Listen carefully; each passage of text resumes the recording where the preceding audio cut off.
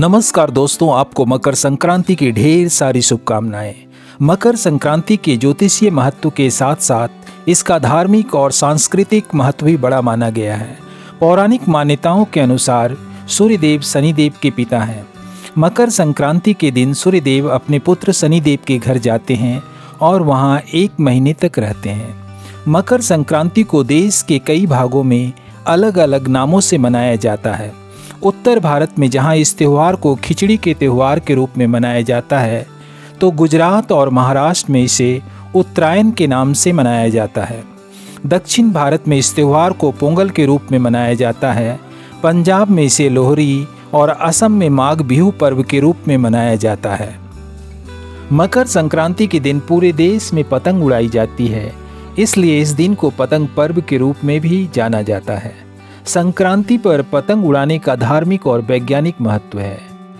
तमिल की तन्नाना रामायण के अनुसार पतंग उड़ाने की परंपरा भगवान श्री राम ने शुरू की थी। मकर संक्रांति के दिन जब भगवान श्री राम ने जो पतंग उड़ाई थी वो इंद्रलोक तक पहुंच गई थी, और यही वजह है कि आज भी मकर संक्रांति के दिन पूरे देश में पतंग उड़ाई जाती है। पतंग को खुशी, आज़ादी और शुभता का संकेत माना जाता है। मकर संक्रांति के दिन पतंग उड़ाकर एक दूसरे को खुशी का संदेश दिया जाता है। वही वैज्ञानिक दृष्टि से इसका खास महत्व है।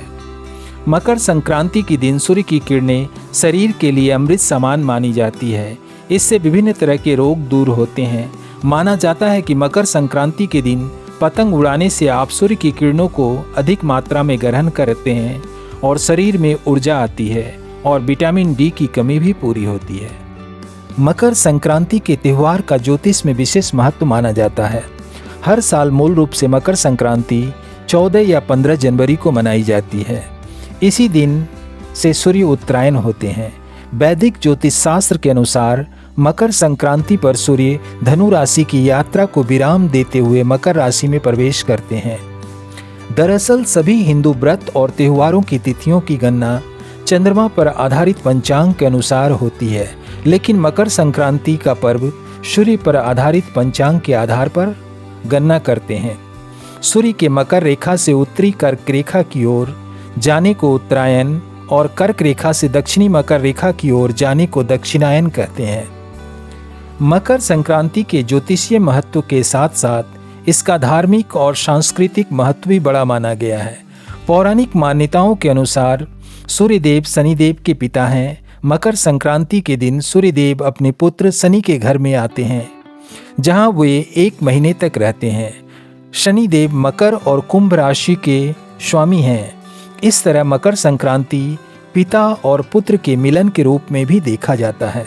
एक दूसरी कथा के अनुसार मकर संक्रांति के दिन भगवान श्री हरि विष्णु ने असुरों के आतंक से पृथ्वी लोकवासियों को मुक्त कराने के लिए असुरों का संहार करके उनके सिरों को काटकर मंदार पर्वत पर गाड़ दिया था। तब से मकर संक्रांति का त्यौहार मनाया जाता है। इसके अलावा मकर संक्रांति नई ऋतु के आगमन के तौर पर भी मनाया जाता है। मकर संक्रांति में ऋतुओं में बदलाव आने लगता है। शरद ऋतु की विदाई होने लगती है और बसंत ऋतु का आगमन शुरू हो जाता है।